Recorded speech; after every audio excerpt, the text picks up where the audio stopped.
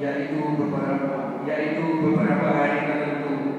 Maka barang siapa di antara kamu sakit atau dalam perjalanan lalu tidak berpuasa, maka wajib mengganti sepanjang hari yang dia tidak berpuasa itu pada hari-hari yang lain. Dan bagi orang yang berat di dalam agama, wajib membayar fidyah, yaitu memberi makan seorang miskin. Tetapi barang siapa dengan kerelaan hati mengerjakan kebajikan, maka itu lebih baik baginya, dan puasamu itu lebih baik bagimu jika kamu mengetahui. Iya, itulah aturan yang Allah berikan dengan pemutakhiran yang lebih baik daripada yang sebelumnya. Kenapa kok begitu? Karena kalau tidak, nanti tidak ada identitas yang sama sebagai umat Muhammad. Karena kita ini sudah bukan lagi umatnya Nabi Isa, bukan sebagai umatnya Nabi Musa, bukan sebagai umatnya Nabi Ibrahim dan seterusnya. Tapi kita ini umat Muhammad harus punya identitas sebagai umat. Ingat, umat itu mempunyai ciri khas, yaitu umat itu mempunyai ciri khas, yaitu ada homogenitas, ada kesamaan, cirinya sama. Makanya kalau sholatnya sama umat Muhammad. Meskipun pada zaman sebelum Nabi Muhammad ada perintah sholat, tapi kita tidak boleh menjalankan sholat seperti itu. Tetapi tidak berarti menghapus semua. Ingat, nanti kita akan mengenal ada puasa Asyura, ada puasa Ayyamul Bid, ya, itu mengadopsi dari puasa-puasa Nabi yang terdahulu, tapi sudah bukan lagi diwajibkan atas kalian. Itu semua berlaku sebagai puasa sunnah. Itu termasuk puasanya Nabi Daud. Ini yang harus difahami. Jadi kita masih boleh menjalani puasa seperti puasanya Nabi Daud, tapi bukan sebagai kewajiban.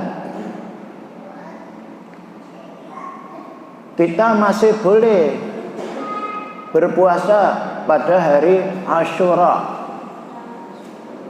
Ya. Hari Asyura itu hari apa? Tanggal 10 Muharram. Boleh, tapi sudah bukan lagi kewajiban seperti orang-orang Yahudi. Kalau orang Yahudi itu wajib. Orang berpuasa hari ke-10 bulan Muharram itu, tapi umat Muhammad tidak wajib. Ya. Faman shoma falyaf'al, waman aftara falyaf'al. Siapa yang mau puasa silahkan. Yang tetap tidak puasa tidak mengapa. Gitu.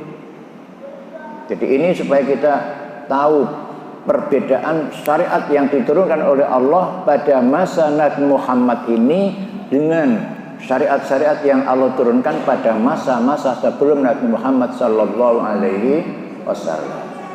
Dan jangan lupa, tidak mungkin ada syariat yang Allah turunkan itu saling bertentangan, tidak ada. Makanya tadi saya katakan, kalau ada perbedaan jangan difahami itu sebagai musuh. Tidak.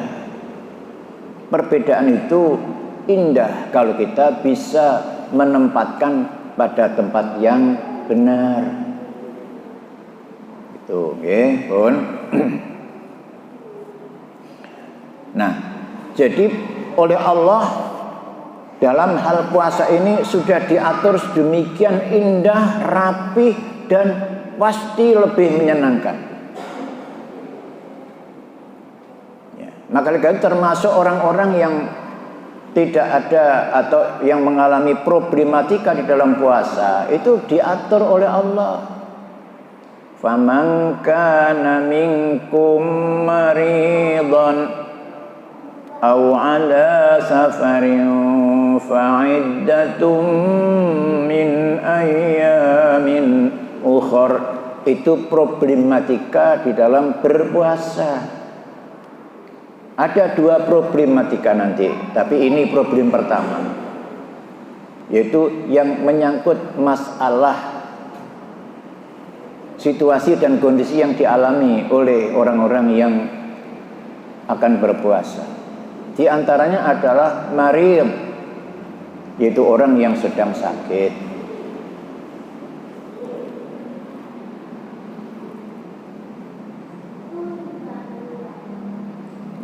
Ulama-ulama juga membahas tentang orang sakit itu siapa saja.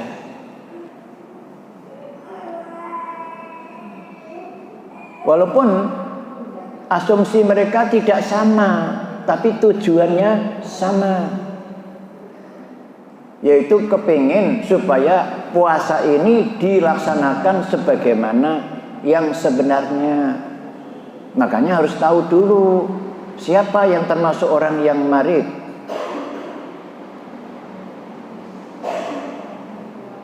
Ya, kita semua bisa melihat, dan marid itu tergantung awake dhewe-dhewe ukurane.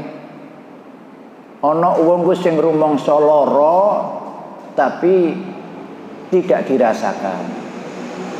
Ana sing gak lara gak apa tapi sambate jarene lara. Wes, eling-eling iku. Semua itu akan ada konsekuensinya sendiri-sendiri. Problematika yang kedua adalah au ala safarin. Au ala safarin. Atau pada waktu perjalanan. Safar, bukan bepergian.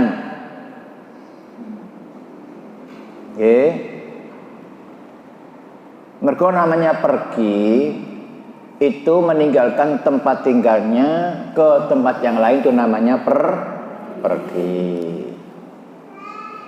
Masih setahun tetap disebut bepergian.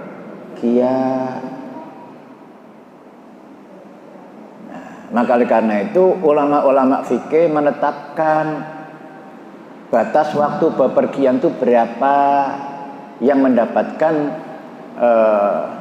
rukhsah, prioritas, mempermudah menjalankan syariat. Makanya termasuk Imam Syafi'i sendiri mempunyai satu batasan, orang bepergian itu ya paling suwe 3 dina. Itu. Misalnya sampean mau pergi ke Banyuwangi, wis ke Banyuwangi wis sampai 3 dina iku saya dianggap orang bepergian. Tapi nek wis lebih teko 3 dina sudah lagi bukan bepergian. Jadi ojo sampai engko wong menghindari poso, akhirnya 3 dina lunga nang Banyuwangi. Semari ngono hari keempat lunga nang Sidoarjo. Terus hari yang ke-7 lunga nang ngene Malang. Hari kok mergo anake kan akeh, nggih. Hati-hati. Gak oleh rekayasa seperti itu. Makanya safar itu perjalanan. Perjalanan itu adalah sebuah proses meninggalkan tempat tinggal menuju ke tempat tujuan sampai ke tempat tujuan. Itu namanya safar. Maka oleh karena itu safar itu mempunyai keringanan-keringanan. termasuk sholatnya pun mendapatkan keringanan, puasa pun juga mendapat keringanan. Ya, kenapa? Karena safar itu pada zaman masa Rasulullah Sallallahu Alaihi Wasallam itu banyak mengandung masyaqqah. Napa? Masyaqqah, kesulitan, keberatan. Ya, makanya kadang-kadang menjalani perjalanan hanya kurang lebih 7 km saja sudah berat masa yang lalu. Ya, apalagi misalnya medannya itu naik turun bukit, nggih, maka itu kan melelahkan sekali. Walaupun tidak jauh, tapi berat dijalaninya. Tapi berbeda dengan sekarang. Walaupun sekarang ini berjalan 4.000 km, tapi nggak sampai mengeluarkan keringat, gitu. Malah bisa duduk dengan tenang, suasananya sejuk, malah nokono dikai mangan, gitu betul. Nah, iya, nah, itu suasananya berbeda. Nah, yang diterangkan oleh Allah itu safar yang memang masih mengandung masyaqqah. Masyaqqahnya apa? Mungkin masyaqqah karena sarananya terlalu sulit. Ya, termasuk nuwun sewu. Sampeyan pada waktu mau pergi ke masjid, misalnya mau ke Al-Falah upomo, kira-kira jarak antara sini dengan Al-Falah berapa kilo? Berapa? Ya kurang lebih 5 kilo mawon nggih. Wis gak sakake, wis ki murah-murahan mawon 5 kilo mboten mawon. Terus pada saat sampean naik sepeda motor, terus sampean bane kempes. Sepanjang jalan golek tukang tambal ban gak nemu. Wah, akhirnya apa? Dituntun. Nuntun sepeda motor toko kene sampai Al-Falah iku payah enggak kira-kira? Nah ya wis. Nah iku jenenge masyaqqah. Ngoten iku jenenge. Ya. Makanya jangan diperdebatkan dengan hitungan-hitungan marhalah. Biyen iku ono marhalah. Marhalah iku apa sih? Marhalah itu tempat rihlah. Rihlah itu apa? Kendaraan. Jadi marhalah itu nek cara saiki iku jenenge stand plat. Nggih, nek cara ojek itu pangkalan ojek, iku marhalah. Nah, mulane berbeda jarak satu marhalah yang satu dengan yang lain berbeda. Kenapa? Tergantung masyaqqah tadi. Jadi zaman dulu itu orang bepergian entah itu naik kuda, entah naik unta, itu dalam jarak tertentu ada tempat pemberhentian. Pemberhentian itu namanya marhalah. Perlu apa? Perlu ngasuh, perlu istirahat, untane perlu makan, minum, kudanya perlu makan, minum, mungkin uangnya juga perlu makan dan minum, gitu loh. Jadi kita melihat keadaan alam dalam kehidupan ini, jangan kemudian gawe ukuran-ukuran pada masa lalu. Apalagi sekarang ini sudah semakin mudah. Wis awake dhewe wis gak perlu melok nyetir, gak melok mengendalikan kudanya, wis gak diguncang-guncang. Coba kalau naik kuda, iso tenang, iso ngantuk, juga iso. Dan numpak kuda terus ngantuk ya. Gitu. Nah, itu beda, suasananya berbeda sekali. Ya saiki sampean pelungan nang Jakarta wis gak melok lapo-lapo, gak njejeg pedal, gak iso njejeg apa, wis apa jare supir, nggih. Sak penake. Malah engko bila perlu wae luwe merintahan nang gone supir. Pak supir, engko ngarep nang gone ngarep kono warung kono lereng sik ya. Badhe napa, Bu? Oh, wetengku keroncongan iki kudu diisi. Oh, akhirnya diisi. Itulah kemudahan-kemudahan pada masa yang lalu dibedakan dengan sekarang ini jauh berbeda. Makanya hal-hal semacam itu hendaknya difahami, diterima dengan penuh kebijaksanaan. Ya. Makanya jangan segala sesuatu yang menurut pikirannya tidak sama itu dianggap salah, belum tentu. Karena kalau tidak bijaksana maka kita bisa mengambil keputusan yang keliru.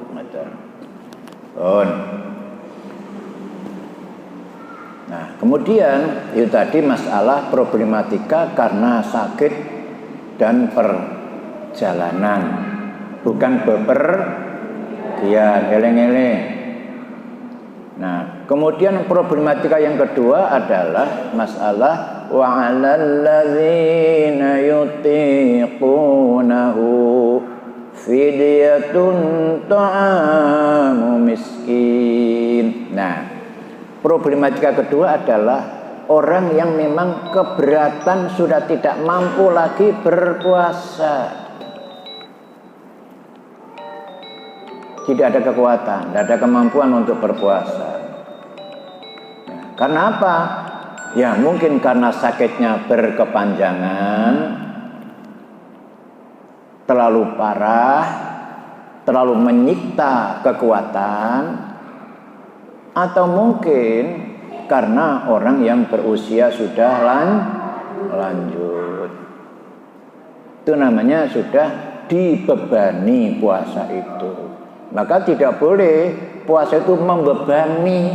Maka ingat, bukan diwajibkan, tetapi menjadi identitas. Itu. Maka oleh karena itu, bagaimana solusinya? Allah memberikan solusi. Nek kon ngono, maka fafidyatun ta'amu miskin. Itu solusinya. Nah, sing problematika pertama tadi, sakit atau dalam perjalanan, apa solusinya? Fa'iddatum min ayyamin ukhar. Kudu ono iddah. Iddah itu hitungan waktu. Kalau dalam bahasa Al-Quran yang lain dikatakan tarabbus. Makanya orang perempuan yang dicerai oleh suaminya, baik cerai mati atau cerai hidup, itu ada tarabbus atau iddah. Nggih. Nah, itulah diantaranya bagaimana Allah mengatur syariat puasa ini pada masa umatnya Nabi Muhammad SAW ini diatur sedemikian rupa dan indah dan gampang. Maka karena itu itulah adanya perubahan-perubahan syariat ini semua Allah mengendaki yuridullahu bikumul yusra wa la yuridu bikumul usra. Coba dibuka di ayat 185 surat Al-Baqarah. Syahrul Ramadan alladzi unzila fil Qur'an hudal linnasi wa bayyinatin minal huda wal furqan, dan seterusnya. Monggo. Bulan Ramadan adalah bulan yang di dalamnya diturunkan Al-Quran sebagai petunjuk bagi manusia dan penjelasan-penjelasan mengenai petunjuk itu dan pembeda antara yang benar dan yang batil. Karena itu, barang siapa di antara kamu ada di bulan itu, maka berpuasalah. Dan barang siapa sakit atau dalam perjalanan dia tidak berpuasa, maka wajib menggantinya sebanyak hari yang ditinggalkannya itu pada hari-hari yang lain. Allah menghendaki kemudahan bagimu dan tidak menghendaki kesukaran bagimu. Hendaklah kamu mencukupkan bilangannya dan mengagungkan Allah atas petunjuknya yang diberikan padamu agar kamu bersyukur. Iya. Jadi di situ Allah menetapkan puasa itu tetap pada syahrul Ramadan. Ingat-ingat, tetap pada syahrul Ramadan. Mengapa kok tetap syahrul Ramadan? Karena umat-umat zaman dahulu perintah puasa itu juga pada bulan apa? Ramadan. Eling-eling. Jadi bukan hanya umat Muhammad saja yang diperintahkan puasa di bulan Ramadan, tidak. Umat-umat yang terdahulu itu juga diperintahkan atau menjalani ibadah puasa itu di bulan Ramadan. Bagaimana nanti keterangannya, nanti akan kita baca hadis-hadis yang menjelaskan tentang itu. Supaya kita tidak salah paham. Dan kita jangan mengikuti pemikiran-pemikiran orang yang di luar Islam. Dianggap bahwa puasa ini adalah sebuah beban. Kenapa kita harus puasa? Sedangkan orang hidup itu kan cari makan. Kenapa orang nggak boleh makan? Itu namanya pemikiran-pemikiran yang hanya mikirno wetenge dewe. Gak gelem berpikir di samping perut ini perlu ada sesuatu yang harus dijaga, yaitu hubungan manusia dengan Allah Subhanahu wa Ta'ala. Gitu. Baiklah, saya tidak akan membahas dari ayat 183 sampai dengan 185 karena itu sudah jelas di situ, tapi saya ingin menyampaikan penjelasan-penjelasan di dalam masalah puasa ini agar kita ini punya gambaran.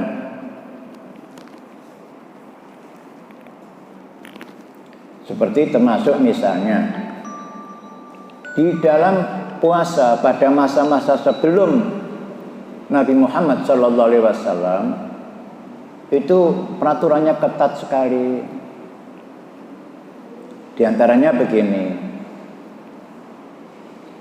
Wa kanu ya'kuluna wa yashrabuna wa yatuna nisaa ma lam yanamu. Itu aturan.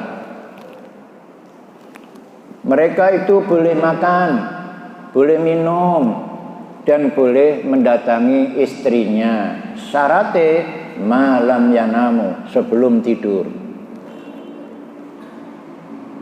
Ngono. Lah nek wis turu ya apa? Nah, itu beda. Aturannya ku begitu. Berarti nek ngono nek durung turu oleh lapo-lapoan. Ngono maksudnya nggih. Tapi nek wis turu gak oleh lapo-lapoan. Fa iza namu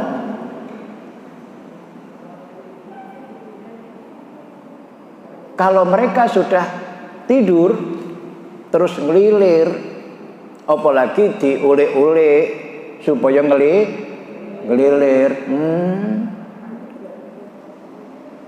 batang tanah, maka harus dicegah dan dilarang dan harus membayar denda, itu puasa. Maka karena itu hal semacam itu dirubah oleh Allah. Karena yuridullahu bikumul yusra wa la yuridu bikumul usra. Allah menghendaki agar kalian mendapatkan kemudahan dan Allah tidak menghendaki kalian mendapatkan kesulitan. Maka oleh karena itu Allah merubah Ya, jadi kebiasaan orang waktu itu dihapus atau diganti aturannya oleh Allah di ayat 187. Coba lihat. Uhilla lakum lailatas siyamir rafathu ila nisaikum hunna libasul lakum wa antum libasul lahun alimallahu annakum kuntum takhtanuna anfusakum fataba alaikum wa'afa ankum فالآن باشروهن وابتغوا ما كتب الله لكم وكلوا واشربوا حتى يتبين لكم الخيط الأبيض من الخيط الأسود من الفجر Summa atimmus siyama ilal lail. Silakan.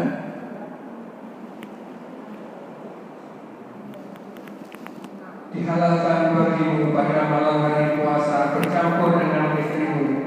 Mereka adalah pakaian bagimu dan kamu adalah pakaian bagi mereka. Allah mengetahui bahwa kamu tidak dapat menahan dirimu sendiri, tetapi Dia menerima tobatmu dan memaafkanmu. Maka sekarang campurilah mereka dan carilah apa yang telah ditetapkan Allah bagimu. Makan dan minumlah hingga jelas bagimu perbedaan antara benang putih dan benang hitam, yaitu fajar. Kemudian sempurnakanlah puasa sampai datang malam, tetapi jangan kamu campuri mereka ketika kamu beriktikaf dalam masjid. Itulah firman Allah, maka janganlah kamu mendekatinya. Demikianlah Allah menerangkan ayat-ayatnya kepada manusia agar mereka bertakwa. Iya. Nah, jadi di sini Allah mengungkapkan kepada umat mukmin yang mengalami kesulitan kalau mengikuti cara puasanya orang-orang sebelum Nabi Muhammad. Karena sebelum Nabi Muhammad itu orang yang berpuasa itu kalau sudah tidur mau bangun malam gak oleh lapo-lapoan, gitu ya. Nah, saiki Allah merubah ukhilla lakum lailatas siyam. Ukhilla lakum, dihalalkan bagi kalian. Tentang apa? Tentang lailatas siyam, tentang malamnya puasa. Apa yang dihalalkan, apa yang perlu dirubah, yaitu ar-rafatsu ila nisaikum, kamu bermesra-mesraan dengan istri-istrimu. Lapo-lapoan oleh masih mari turu oleh tengge, nenek mau kan gak oleh. Nek kepengin lapo-lapoan ya kudu sadurunge turu. Nah, saiki oleh silakan wabtagu ma kataballahu lakum, carilah apa yang sudah Allah tetapkan untuk kalian itu. Tapi senajan ngono, eleng-eleng, senajan nek mari turu iku isih oleh lapo-lapoan, Tapi nek kon tangi tengah wengi utawa menjelang subuh itu perlu iktikaf. Mergo akeh wong mari sahur iku biasane wis gak turu meneh. Terus datang ke masjid perlu untuk apa? Iktikaf. Tapi hati-hati kon. Wala tubashiruhunna wa antum aqifuna fil masajid. No. Ini sebagai gantinya. Nek orang zaman dulu nek wis turu tani gak ada lapo-lapoan.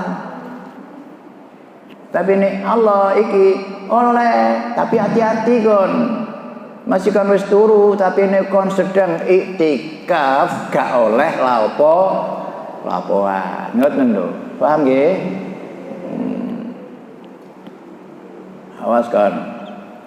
Jangan sampai wala tubashirunna wa antum aqifuna fil masajid. Dan eling-eling lho.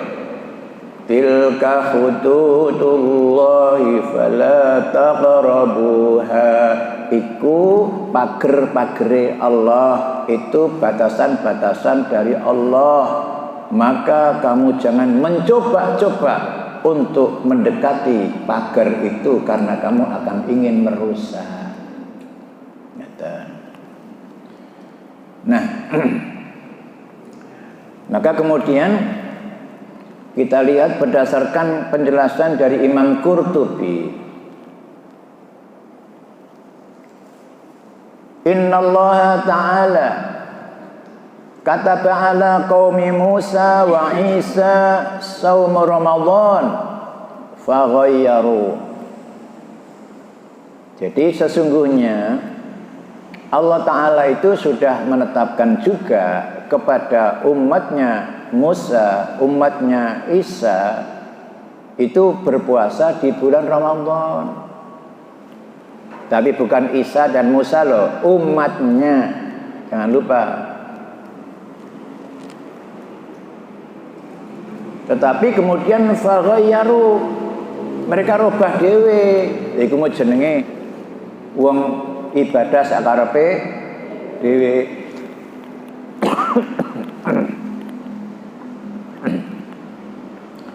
Bagaimana perubahannya? Wa zada akhbaruhum alaihim asyarata ayyam. Pendeta-pendeta mereka menambah puasa mereka itu 10 hari. Summa mariza batu akhbaruhum. Kemudian sebagian di antara para pendeta itu ada yang sakit. Nah, kemudian fanadharu, kemudian pendeta itu bernazar. Nazar ini in syafahullah ayyazida fi saumihim asharati ayyam. Mereka bernazar kalau si pendeta itu sembuh, maka mereka akan menambah puasa itu 10 hari lagi. Dan itu ternyata fa'ala, mereka kerjakan juga. Dan fasara sauman nasara khamsina yauman. Kemudian puasanya orang Nasrani itu sebanyak 50 hari. Jadi kaum Nasrani ini berdasarkan penjelasan Imam Qurtubi bahwa mereka itu juga diperintahkan berpuasa 1 bulan itu Ramadan. Tapi karena sang pendeta-pendeta, ulama-ulamanya mereka ini gawe aturan dewe.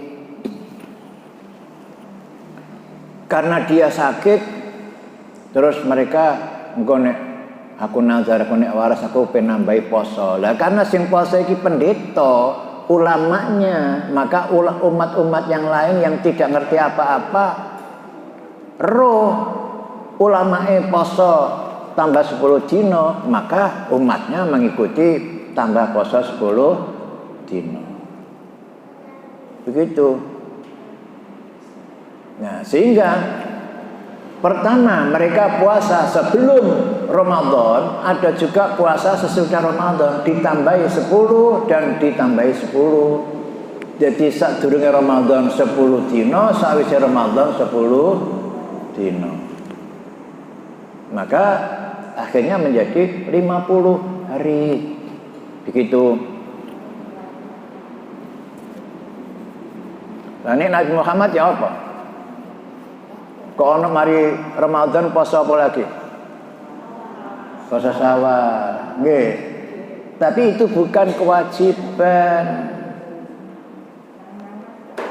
Nah, karena itu nilainya 6 hari itu sama dengan berapa? 60 hari. Karena satu hari dinilai berapa? 10 hari. Eling-eling. Berarti nek posone mau 30 dino, sedino dinilai 10, berarti jumlahnya berapa? 300. Mari ngono ditambah 6 dino.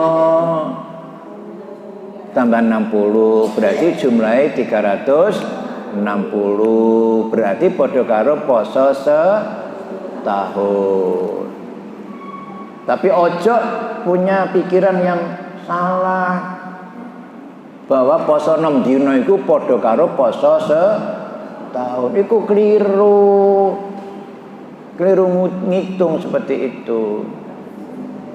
Nggih. Walaupun itu kedudukannya sunnah, tetapi nilainya dinilai oleh Allah sama dengan puasa wajib.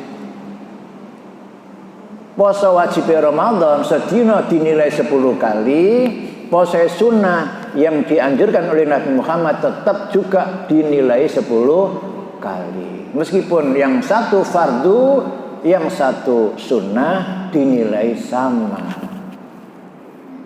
Nah, karena itu penting sekali kalau mau berpuasa di bulan Syawal. Biasanya sing ngerusak puasa Syawal itu apa sih? Iya, pakaian jajan. Oh, kan mari poso jajan itu jajar-jajar nang gone meja, nggih. Lah wong kepengin silaturahim lho. Lah apa ngenteni riyaya iku lha apa?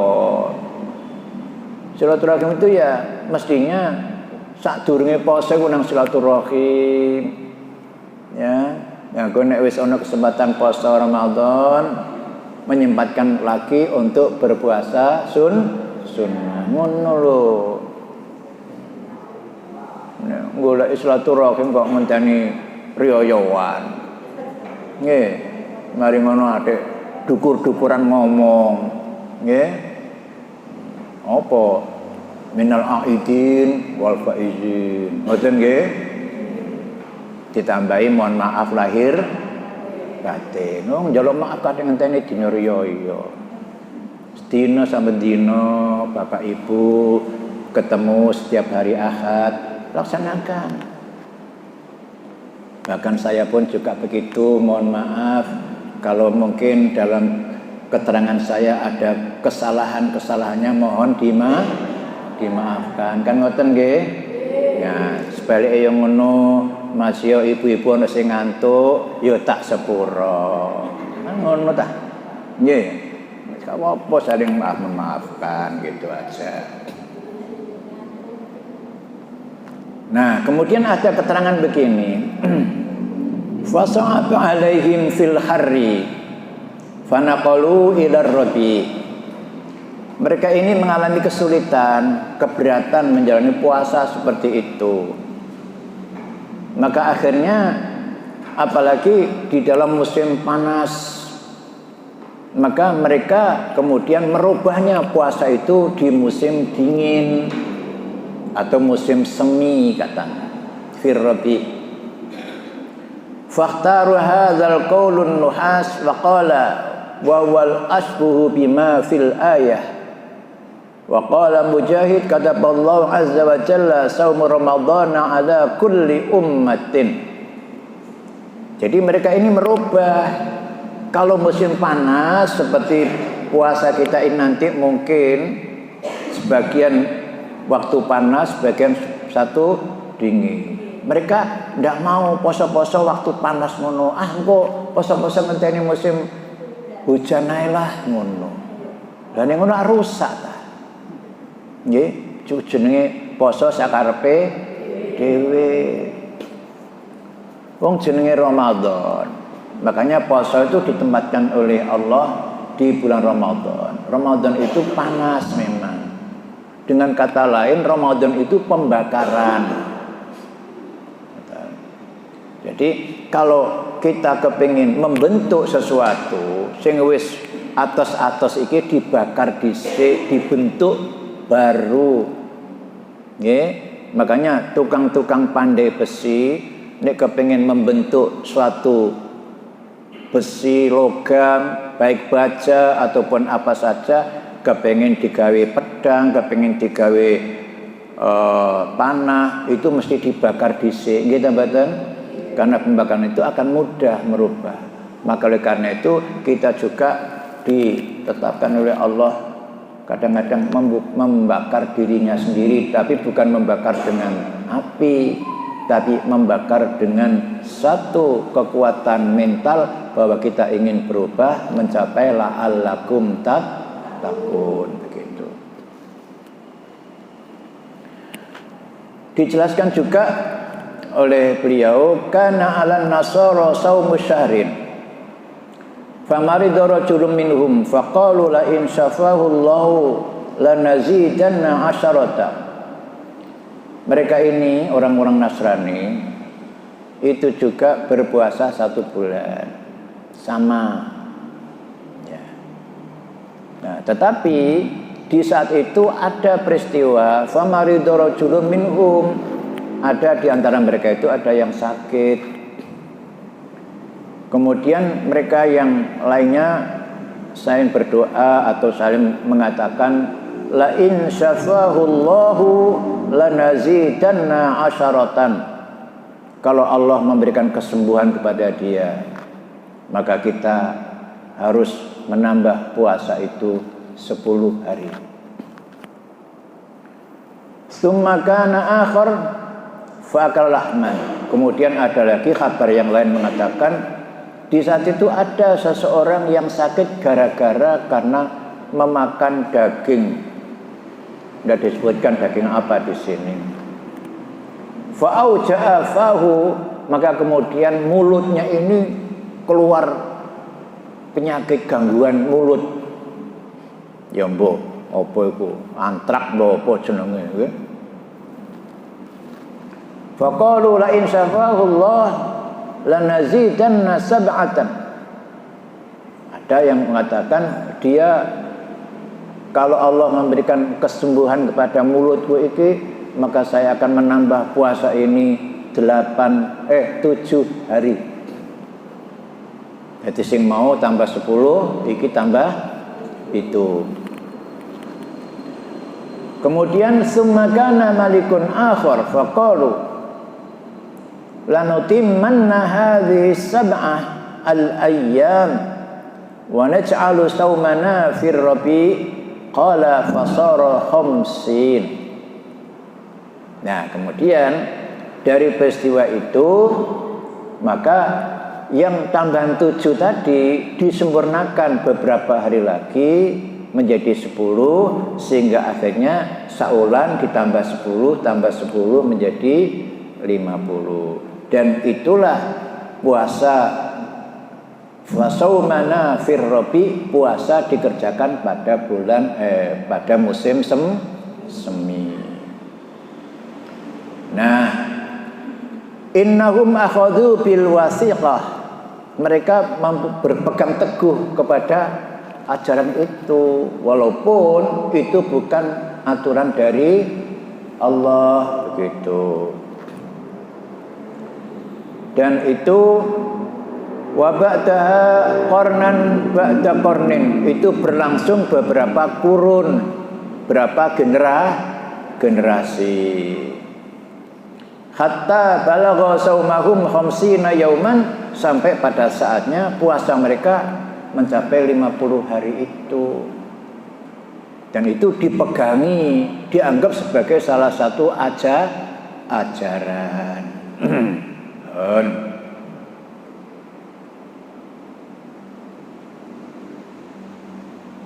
Wa dzalika anna an-nasara furida 'alaihim syahrul ramadan kama furida 'alaina. Ini yang penting. Itu sesungguhnya adalah telah difardukan kepada orang-orang Nasrani puasa di bulan Ramadan kama furida 'alaina, sebagaimana yang sudah difardukan atas kita semua gitu. Fahawwaluhu ilal fasli syamsi, tetapi mereka merubahnya karena ada perubahan cuaca matahari itu. Jadi ini musim panas, dheweke gak gelem poso, nek musim dingin poso. Boten nggih? Iku jenenge poso sakarepe dhewe. Li annahu qad kana yuwafiqul qaidu fa'idu salasina yauman summa ja'a ba'dahum qarnun fa'khudhu bil wasiqah li anfusihim. Nah, itu kemudian dijadikan sebagai pedoman yang kuat bagi mereka sendiri. Jadi itu hanya sebuah keyakinan masing-masing individu, bukan ajaran dari Allah. Itulah yang dimaksudkan oleh Allah bahwa ajaran-ajaran itu kemudian dihapus oleh Allah, perlu diganti oleh Allah dengan ajaran yang lebih baik lagi. Manansah min ayatin aw nunsiha na'ti bi khairin minha aw misliha alam ta'lam annallaha ala kulli syai'in qadir. Bapak Ibu sekalian, ini sudah hampir setengah 11 ya. Tapi saya kepengen kesempatan ini sekali-sekali kita tanya jawab ya. Mungkin ono sing mau ditanyakan. Karena terus terang niki belum selesai ya. Termasuk diantaranya puasanya Nabi Adam. Nggih. Jadi Nabi Adam itu sudah ada puasa, Nabi Nuh sudah ada puasa dan seterusnya. Tapi nggak apa-apa, tak tambah titik mawon. Supaya gak penasaran nggih.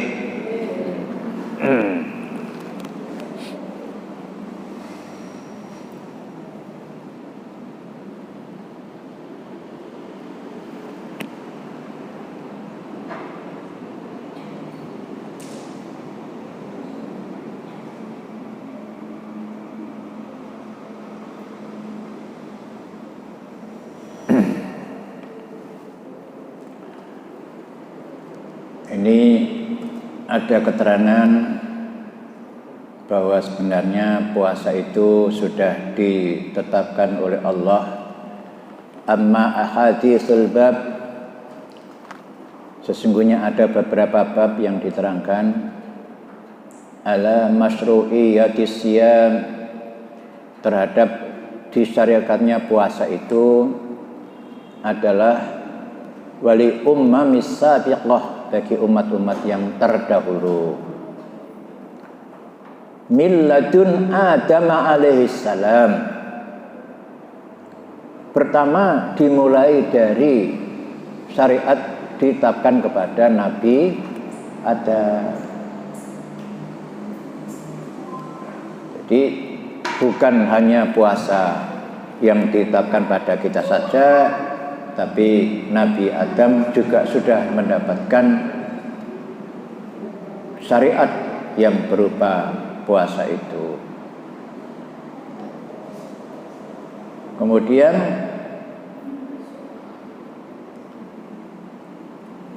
ada lagi amma mara Abdul Arabi maqtu'an bihi fi sibhi baina saumaini wa wa aslul wujub faqad fatahu Rasulullah sallallahu alaihi wasallam wa kadza ala ata wa dhuhab min tabi'in aw isyami furida alaina awalan kama kana al umam qablina min kulli syahri salasati ayyam.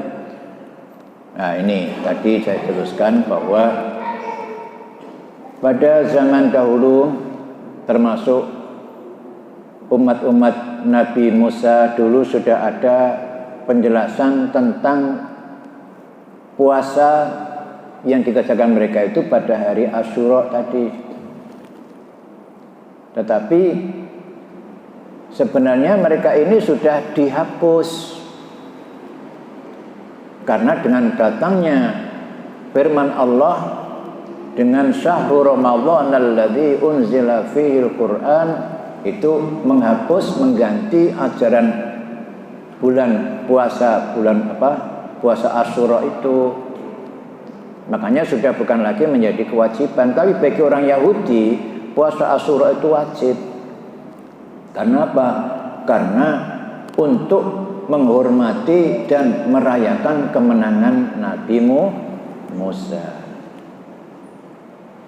Maka qalu walam yazal hadza masru'an min zamanin nuhin ila awalil Islam. Dan mereka menjelaskan bahwa sampai berlangsung ini disyariatkan mulai zaman Nabi Nuh. Nah, berarti kalau begitu puasa Asyura itu bukan untuk menghormati Nabi Musa. Hanya kebetulan peristiwanya terjadi pada Nabi Musa diselamatkan oleh Allah dari kejaran Fir'aun dan kemudian Fir'aun ditenggelamkan pada hari itu pas tanggal 10 Muharram. Nggih.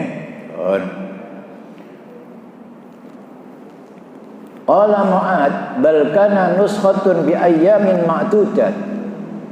Katanya Mu'ad mengatakan bahwa itu sudah di nuskhah, sudah adanya suatu perubahan bi ayyamin ma'dudat dengan beberapa hari yang telah ditentukan. Summa nuskhatul ayyamil ma'dudati fi syahri Ramadan. Kemudian hari-hari itu ditetapkan di bulan Ramadan. Wa mimma qalu hauna inna sauma Adam alaihissalam kana ayyamil bid. Nah, ini. Jadi puasanya Nabi Adam itu adalah ayyamul bid. Makanya Nabi Muhammad menganggap disunahkan. Nek kepengin poso apa? Ayyamul bid. Itu adalah puasa yang biasa dilakukan oleh Nabi Adam. Gitu. Dan wa shaumu Musa wa qaumihi kana yaumu Asyura. Tetapi puasanya Musa dan ditambah lagi dengan kaumnya itu pada puasa hari Asyura. Maka oleh karena itu wa kana ala kulli ummatin shaum wa tasbihi la yaqtadi taswiyah min kulli wajhin wa ala hadza fat tasbih ala asrul wujub la fil qadaril wajib wala fi sifatin wala fi zamanihi. Jadi puasa itu tetap disyariatkan meskipun berbeda tetapi nilainya sama, nggih. Nah, yang penting bahwa puasa bulan Ramadan ini sudah disyariatkan oleh Allah sebagai nasikhnya ajaran-ajaran atau puasa-puasa yang sudah berlalu. Itulah saya rasa beberapa keterangan yang perlu saya sampaikan. Jadi agar kita ini sedikit punya gambaran bahwa puasa itu berjalan dari masa ke masa. Itulah makanya puasa ini atau kajian kita pagi hari ini kita beri saja judul puasa dari masa ke masa, walaupun tidak sempurna.